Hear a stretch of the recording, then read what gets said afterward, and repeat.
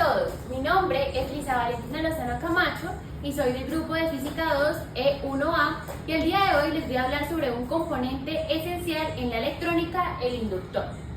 ¿Qué es un inductor? Un inductor es un componente pasivo de los circuitos eléctricos que almacena energía en forma de campo magnético cuando una corriente eléctrica circula por él.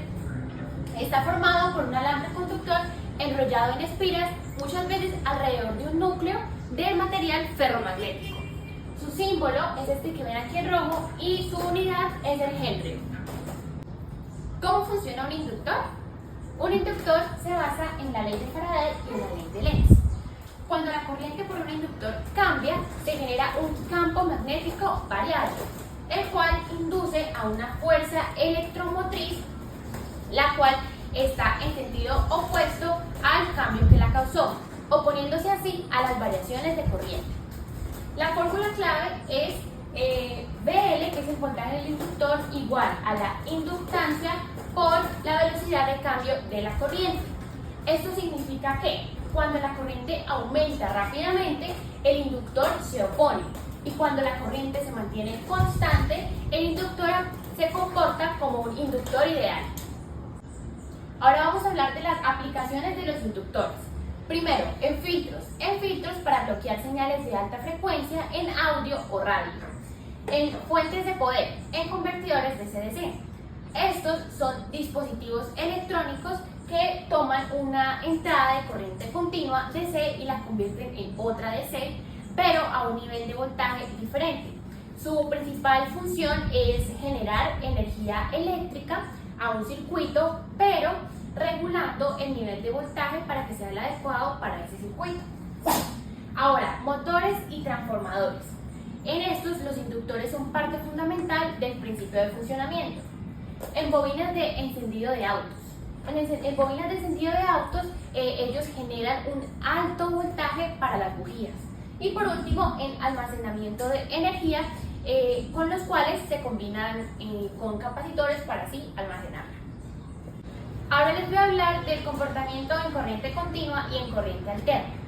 En corriente continua, como la corriente es constante, el dL de T es igual a 0 y por lo tanto el voltaje del inductor va a ser igual a 0. El inductor actúa como un cortocircuito, por lo tanto la resistencia va a ser aproximadamente 0. Al inicio de la conexión, el inductor se opone brevemente al paso de corriente, pero luego ya la deja pasar. Y en corriente alterna, la corriente cambia constantemente. Por lo tanto, el inductor se opone y esto se conoce como reactancia inductiva, que se representa de esta manera, y lo cual dice que cuando hay mayor frecuencia hay mayor oposición al paso de corriente. Ahora vamos a hablar de la deducción de la fórmula de la inductancia.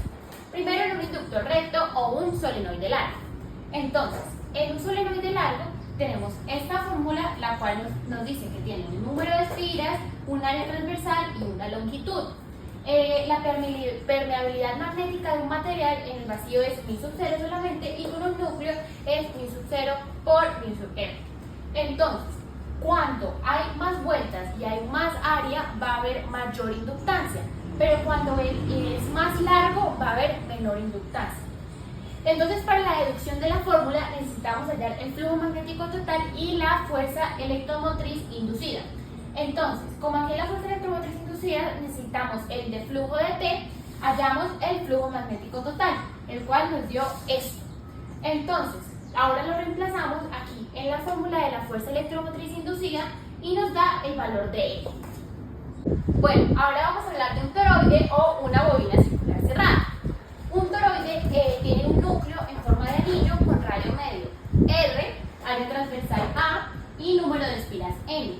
La ventaja de un toroide es que el flujo magnético queda completamente confinado en el centro, así reduciendo interferencias externas.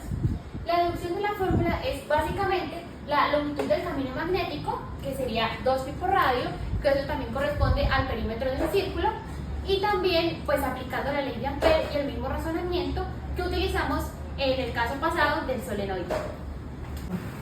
Para concluir, tenemos que un inductor es el que almacena energía en un campo magnético y se opone a los cambios de corriente.